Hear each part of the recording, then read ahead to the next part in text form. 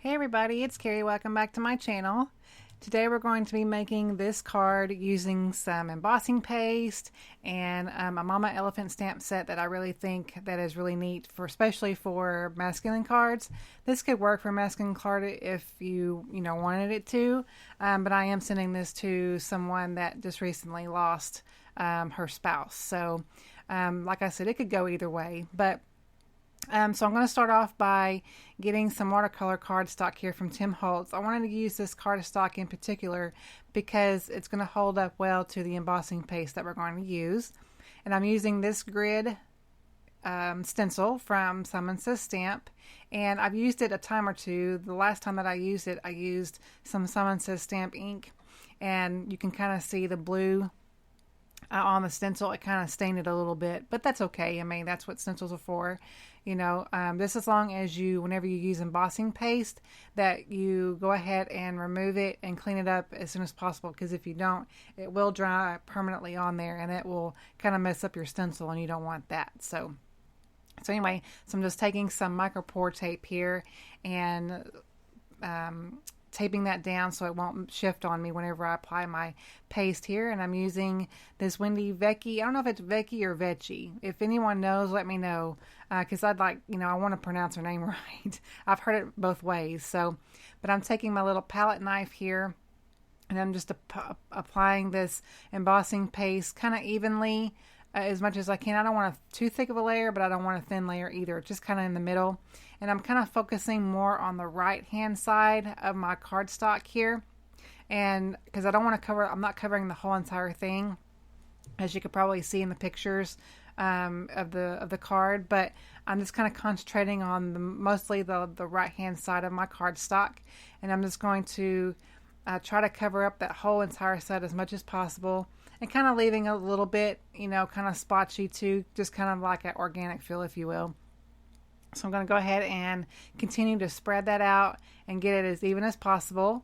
And I've placed back the rest of my paste that I didn't use for my knife into the jar and just closed up my jar.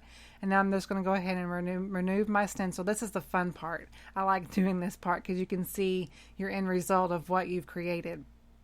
So I'm going to go ahead and take that and put that to the side and let that air dry, because it is going to take a little bit to air dry. And I went ahead and cleaned off my stencil off camera. And I'm going to take this Mama Elephant stamp set. This is the Fair Feather stamp set. I really do like this one. I don't use it as much, but I have used it a few times. It's one of my favorites from them. I really do like this one in particular because of masculine cards. So if I'm thinking of making one, I usually like to pull this one out because it's great for those kinds of cards. So I'm going to take the outline stamp here first, and I'm going to also stamp this on another piece of watercolor cardstock because I want my cardstocks to match. So I'm going to ink this up first with the MFT Hybrid Black Licorice ink, and I'm going to stamp that onto my watercolor cardstock. I'm just going to do 2 feathers today, and I'm going to ink that up really well, make sure that's good and inked. And I'm going to go ahead and stamp that down, make sure I'm on the smooth side, because I don't want to stamp this on the textured side. So I'm going to go ahead and stamp that down, make a good impression on there. I'm going to ink that up and stamp the other one. I thought about doing 3, but then I just said, no, I'll just go ahead and just do 2, because usually it's better to do things in odd numbers, but for this card 2 is just fine. So I'm taking the Peacock ink here from Lawn Fawn, and I'm going to stamp this down. And I've actually stamped it down twice. I didn't show it on camera, but I did show it twice because when it first stamped, it was a little splotchy, and I knew that once it dried that it would even out. But I wanted it a little bit darker as well. So I went ahead and stamped that and it's down twice. But I'm only going to stamp the lobster ink once. This is also from Lawn Fawn, and I love this red. I've mentioned it recently in some videos how much I love this red ink, and it's just beautiful. I love this red. So I love these 2 color combinations together. So I'm going to take my coordinating die, and I'm just going to line that up and get that in place so I can die cut that with my Sizzix Big Shot. And I'm going to place my cutting pad on top and just run that through. And this cuts so intricately. I love how this in particular, for some reason, I just love how it cuts out, because I guess because of all the points around the feather, it's just a neat look. So I'm going to go ahead and remove that, and I'm going to go ahead and take my die again and cut out my other image and get that all cut out from the cardstock. Like I said, you know, I don't fussy cut, so if possible, I want to die cut my images. Because I'm not the best, you know, fussy cutter in the world. So, and it makes it faster too. So I've gone ahead and brought y'all in just a little bit closer so you could see as I'm laying down my Wink of Stella here. I wanted to add just a little bit of shimmer to these feathers, just to give it a little something, just to draw a little bit extra attention to the feathers. And my little Wink of Stella pen is kind of running out here. It's not as shimmery as I wanted it to be, but it gave enough to where, you know, I was totally fine with it. So I'm going to go ahead and coat this as much as possible, and then I'm going to go ahead and move on to the red one as well. And the ink wasn't totally dry whenever I started doing this, so as I was doing it, some of the ink did transfer off onto my little pen there, but you can just wipe that off on the side. But you can see the shimmer there and how pretty it turns out. Love Wink of Stella. So I'm going to go ahead and start with my sentiment portion of my card. I'm going to take this MFT stamp set. I just showed this in my mini haul, the video right before this one, and I couldn't wait to, like I said in the video, get this inked up. So I'm using the one that says thinking of you now and always, and I'm just going to lay that onto my grid paper here and line that up.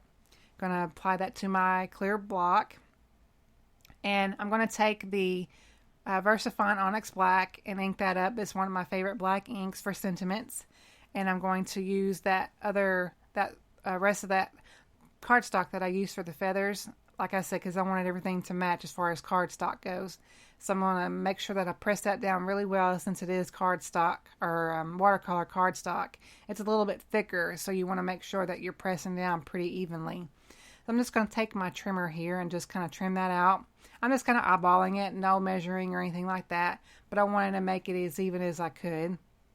That's why I love this trimmer, because it's got that little blade, or not blade, that little wire in the middle there. You can really see where you're trimming. So I'm taking my little corner chomper here. This is the one that's got the little deco or stub side. I'm going to use the deco side today, just to give it a little bit of a decorative edge, not just so plain on the ends. I'm also going to do that with my main panel too. At this point, of course, I had to film this in stages, so I had to let it dry for a little bit. But it's still a little bit tacky as far to the touch, but it was well enough for me to go ahead and do this to the corner edges here. So I'm going to go ahead and do that while I had my little corner chomper out and get that done. And it just finishes it off. It all ties everything together, which I just love. So now it's going to go ahead and time to assemble my card. I'm taking my sentiment strip here as well as the feathers, and I'm just kind of lining them up just to make sure where I want everything.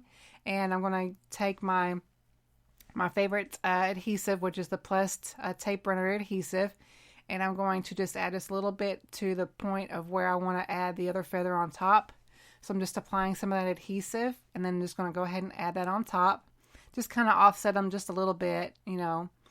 And then I'm going to take it and do the same thing with the sentiment strip, because I'm going to make sure I put the adhesive exactly where I want it. So I'm going to do the same thing and line that up, and then put some adhesive on the sentiment strip. That'll make it easier to line up whenever I put the feathers on there, and just adhere that together.